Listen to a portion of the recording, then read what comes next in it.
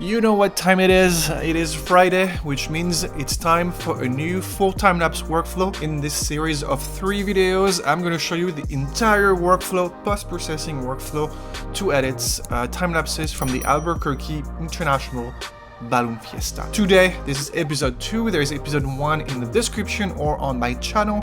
You know how that works now. Episode number 2, I'm going to be editing the Mass Ascension time-lapse from the last day we were on location. This is a 900 image sequence, so it's huge, but you're going to see the time-lapse is amazing. So, let's get started right away.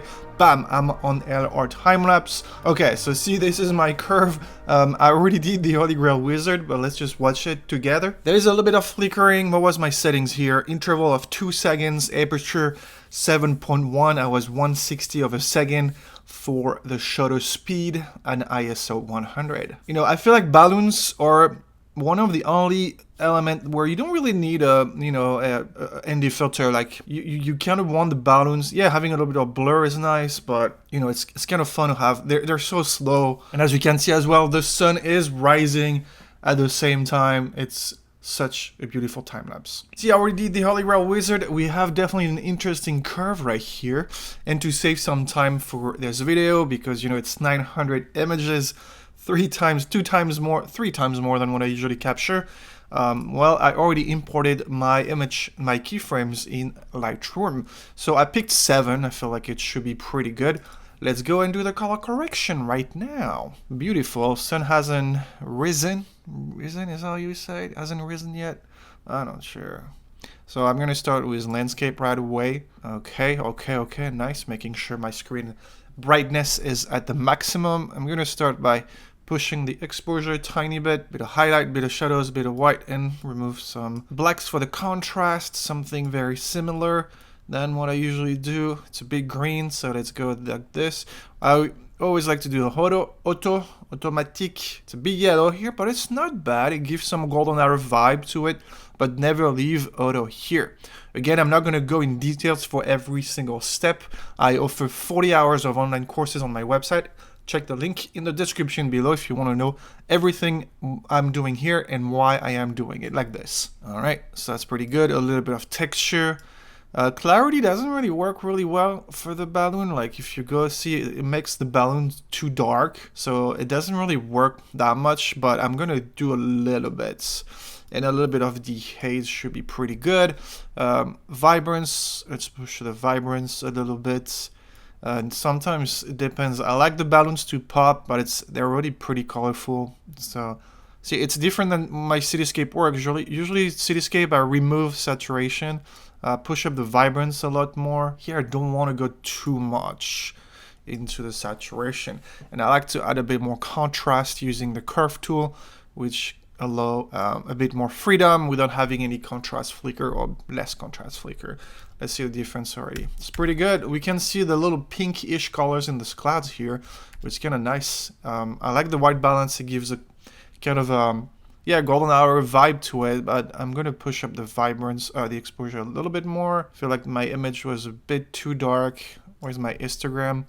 My histogram is, definitely more blue. Okay, in the highlights, which is the sky, obviously. I'm going to do something first. I'm going to go here, right there, and remove areas, the vignetting. We could add a little bit of vignetting. I feel like the edges are a little too bright compared to the center of the time-lapse.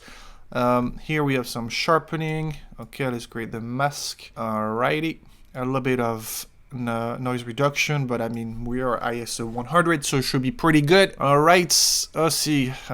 Do we need to do anything else on this image? It's a pretty simple edit on this one. For some reason, I feel like my shadows might be a bit dark. Let's see if we can push them a little bit. I don't think I need filters here. I rarely use filters. For landscape, mostly I use filters. Yeah, okay. That looks pretty good to me. Let's see before, after. Yeah. We got those colors back. We got the golden hour vibe in there with the colors. All right, let's go to the next frame. It shouldn't be too, what am I going to say? It shouldn't be such a big difference beside the sun. Yeah, the color looks perfect right now. It looks really, really natural. I love it. I'm going to push up a little bit of the exposure again. And honestly, like the white balance looks really good to me. I'm gonna crop those tents at some point. Oh yeah, I didn't really fix. I'm shooting 20 mil. So what I could do is potentially fix the wide angle lens a little bit. Let's see if it works. It might not. You know, technically I need to go like this, which definitely not gonna work. I mean, no, it's just way too much cropping. So I feel like if I go like just a little bit, maybe we can go like -15. We're gonna have to crop a little bit the bottom, but that's okay. Maybe -20, -20. Yeah, it's a little bit better. We have less distortion, and we're cropping the top a little bit, but it's okay. Most of the sky is still the most important part of the time lapse, and it gives a nicer effect to it. Does it? Is it worth it? I don't know. Yeah, let's just keep it like this and go to the next frame then. All right, let's see.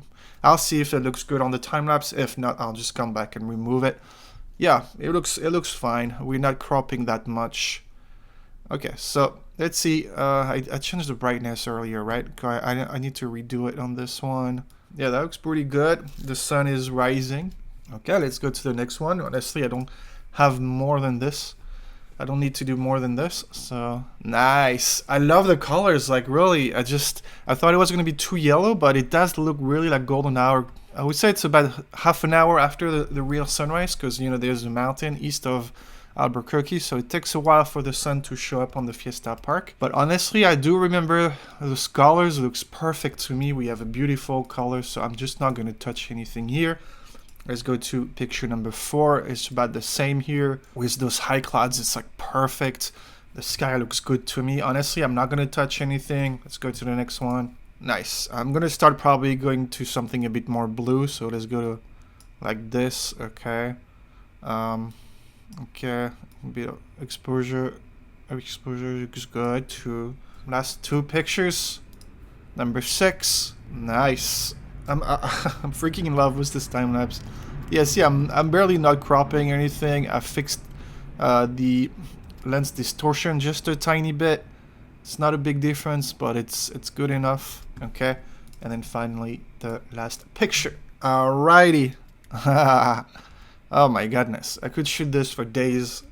Meanwhile, I did it for 3 days, but I could do it for 10 days. It's so cool. Perfect. Now let's go back. So to other time lapse, we save the metadata. Yeah, I gotta reload. For some reason, I was doing something weird earlier. Oh, a bunch of weird things happen to me anyway when I'm shooting those videos. That just never happens, but every time I shoot those videos, there's something weird. So whatever, I'm just adjusting to it. Auto transition, and then finally the visual previews. I'm just curious to see how it's gonna look like with this crazy curve. But it looks like the Holy Grail Wizard is already doing an amazing job smoothing things out, which is perfect. So I'm gonna cut, and then I'll see you when the visual preview is done. Alright guys, this is done. I did also a visual deflicker 10 with 2 passes. So the curve is definitely a lot better after the Holy Grail Wizard and the visual deflicker. Let's take a look at it first. Okay, what was that at the beginning? Oh, there's some like bugs or birds on the right. Nothing that cannot be removed. It looks sick. Yeah, and then the sun rising, lighting up the balloons. Of course, there's a plane every time I start recording. At that point, whatever, you'll have a plane noise in the background. Yeah, that looks amazing. Look at the sloth right here. There's a bear as well here. Look at this. Oh my god, I love this. The clock, Beauty and the Beast. I love this time lapse. Okay, visual deflicker is pretty much completely gone, so I'm gonna click OK because we're good, ready to export using After Effects. Again, all the steps in the courses on my website, link in the description below. I'm gonna export it. Okay, so let's go get it. So it's the 3 mass ascension, what's the name of the file?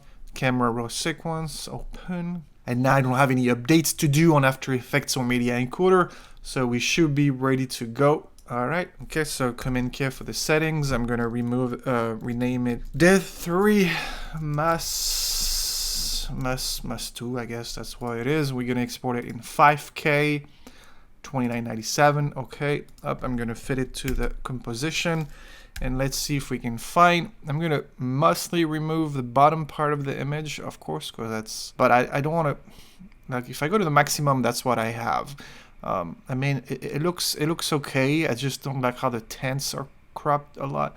Maybe I can keep some of the tents a bit like this. Yeah, it makes for better composition overall. Yeah, I mean, or I just go a bit more, I guess. Let's see. I kind of want to crop this little thing here on the right, a little tower. So what I'm going to go is to scale. Maybe if I do like 82%. All right, see, perfect. And it makes a big difference. Yes, this is a details, but details, I don't know what I'm going to say. Yeah, I know what I'm going to say. I don't know how to say it. It's a detail, but details are important. I don't want to cut these balloons, so, I mean, it's kind of dumb, but let's go to another frame. Maybe that's going to help me find the better composition. I got to find the right, yeah, see here, it looks good too. So maybe a little bit more, like, I think the tents are part of the show, you know, so I think it looks pretty good here. So now that I'm good, I see media encoder is right there. I'm gonna go and do my little shortcuts up and then send it to media encoder. There it is. I already have my templates ready to go. I just need to change the destination, export, okay, because that's not the final export, and then we're gonna save it. Up, there it is. So when it's done, we can re-import it into After Effects and clean it. For you, it's only 2 seconds. For me, it's probably gonna be an hour and a half or more. Okay, so the video exported. So there is a new step now that I am doing between the render of the video and the cleaning. It's just I imported into Premiere Pro and I create a quick preview. That way I can actually play the file real speed, which, you know, it's pretty much impossible with After Effects, at least with the computer I have now. So to check for what's going on, what's wrong with the time-lapse, I do this step, and that way I can play the time-lapse full speed and really see all the problems that needs to be fixed. At this time, I really don't see anything, really. I mean, always need video and sharpness, but other than this, I don't see anything bad to clean on this time-lapse. One more time, it's another perfect time-lapse that will be cleaned super quick. So let's just play it one more time, and I'm gonna actually look at different part of the time-lapse. Sometimes I focus on the left, sometimes I look at in the middle or a little bit to the right, and that way I can see if there is anything that shows up that needs to be fixed and cleaned. So right now it looks pretty good. Honestly, I don't have anything. If you want to see if you need stabilization, it's like you move it super quick like this and you look at the edges, like for example the tents on the left. Now it's all good. Honestly, I don't think there is anything to do beside, oh, look at this, when you go a little faster it's just insane. They all go like different direction. So when you're good, we're gonna go to After Effects. We're gonna open the cleaning project, or not. It's up to you, man. You can tell if it's my computer getting like slower and slower by the minutes, or if it's just Adobe program that are just too hungry for processor, whatever it is. So since, you know, I don't need to, I mean, what you can do as well is probably just go there and do like full screen or almost full screen and see if there is any blurry frames. It just goes a lot faster than trying to load it on After Effects. Just use Premiere Pro. So to check if there is blurry images at night, it's easy. I just keep looking at a light. Usually the light will move, you know, will get blurred if it's moving, but right now I'm just focusing on the car or something like this, something kind of small but not too small like the tent, and see if, yeah, it's all good. So there's no blurry frame on this one. There was no wind at all. So I think we're pretty good here. So honestly, what I just need to do right now, it's need video. I'm just going to check if there is any dust spots. I hope not, because it's a nightmare to remove with those balloons. I know there's like my 5D3 time lapses that have at least 1 or 2, and I can show you how to remove them. Actually, I have a video for this from 2017. It looks pretty good here. I don't think there's any dust spots. I was pretty wide open, but sometimes they can still show up. I cleaned my lens and my sensor, but sometimes it just keeps showing. So need video, where is it? Need video, right there. Up, we're gonna apply it. Same workflow, like you probably know it by now if you've been watching some of my videos. So I'm gonna select this area, looks pretty nice. Yep, noise level 2.2, it's not bad. We're gonna begin, up -15. I don't think, yeah, I'm gonna add some deflicker because remember I was shooting 1/60 of a second. So up, I'm gonna remove, add some details, sorry, some sharpening. Wow, just, oh my god, this plugin is out of this world. For time-lapse, out of this world. Like, again, you might have YouTube compression on your side, but let's see if I do. So this is with it, this is without it, yeah. It's just the sharpness makes it 20 times better. Okay, I don't want it to be too much sharpness. Sometimes it creates some weird effects. Now, right now, it's like perfect. All right. So again, media encoder is right here. It's open.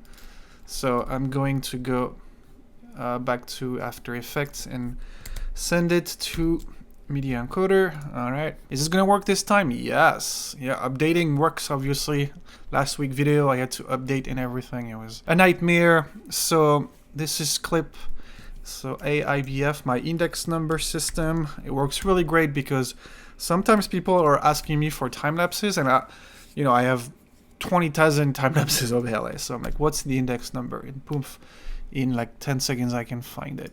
So that's mass ascension. Save it and play it. Well, that's it. Another good full time-lapse workflow video. I just love doing them because, every time-lapse is slightly different, so you guys learn new things. Of course, I'm not going in details or the video will be like 20 hours long. So check my online courses because I have 40 hours of online videos on my website ready to go with all the details you need to know. Also, like I have free projects, free image sequences, bunch of free stuff that come with my online courses. So link in the description below. And every purchase support the channel so I can keep sharing some free YouTube content like this one.